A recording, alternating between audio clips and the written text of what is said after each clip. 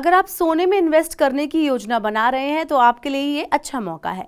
RBI ने sovereign gold bond यानी SGB की नई किश्त जारी की है। इस इश्यू में 11 सितंबर से 15 सितंबर तक आप इन्वेस्टमेंट कर सकते हैं। खास बात यह है कि 5 दिन तक आप बाजार भाव से सस्ता सोना खरीद सकते हैं। फिलहाल सोने का हाजिर भाव यानी कि मौजूदा भाव 10 सितंबर तक 60,800 रुपए प्रति 10 ग्राम के आसपास है। आरबीआई ने गोल्ड बॉन्ड का भाव 5,923 रुपए प्रति ग्राम तय किया है। इस तरह गोल्ड बॉन्ड में 59,230 रुपए प्रति 10 ग्राम के हिसाब से सोना खरीद सकते हैं। अगर आप ऑनलाइन पेमेंट करते हैं तो 50 रुपए प्रति ग्राम की और छूट आपको मिलेगी। इस तरह आपको सरकार की ओर से बेचा जा रहा सोना 60,800 माइनस 58,730 यानी 2,070 रुपए प्रति 10 ग्राम मिल सकता है। इस तरह अगर आप ऑनलाइन गोल्ड बॉन्ड खरीद रहे हैं तो पहले दिन आप 3.5% का मुनाफा कमा सकते हैं।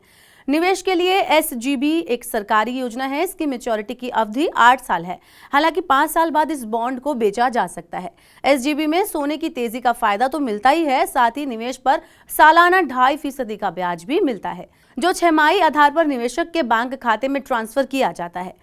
अब कितना खरीद सकते हैं आप सोना, ये बड़ा सवाल है। तो सरकारी गोल्ड बॉन्ड में न्यूनतम 1 ग्राम सोना आप खरीद सकते हैं, जबकि एक वित्त वर्ष में अधिकतम 400 ग्राम सोना आप खरीद सकते हैं। ट्रस्ट और अन्य समान संस्थाएं एक वित्त वर्ष में 20 किलोग्राम तक सोना खरीद सकती हैं।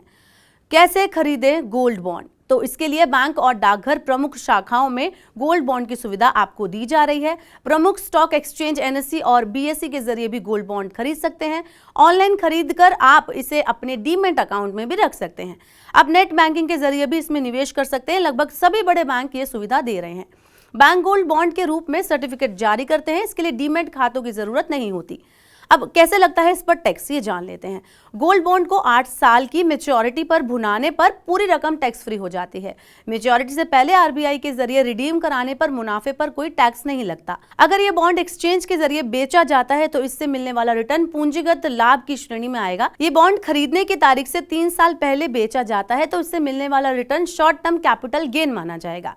ये आय निवेशक की सालाना आय में जुड़ेगी, जिस पर स्लैब के अनुसार टैक्स बनेगा। अगर यही बॉन्ड 3 साल बाद बेचा जाता है तो ये return long term capital gain की श्रेणी में आएगी, जिस पर 20% की दर से टैक्स देना होगा। हालांकि छमाही आधार पर मिलने वाला ब्याज निवेशक की सालाना आय में जुड़ेगा, जिस पर स्लैब के आधार पर टैक्स लागू होगा। अब कितना होना चाहिए सोना, यह भी बड़ा सवाल है। तो personal finance expert Jitendra Solanki कहते हैं कि सुरक्षित निवेश के लिए सोना अच्छा विकल्प है।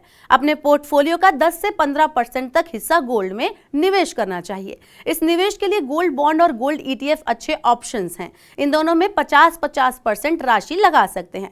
बहरहाल आपको पोर्टफोलियो में गोल्ड बॉन्ड जरूर शामिल होना चाहिए। बच्चों की शादी के लिए थोड़े थोड़े निवेश करके सोना इकट्ठा करने के लिए गोल्ड बॉन्ड एक शानदार ऑप्शन है।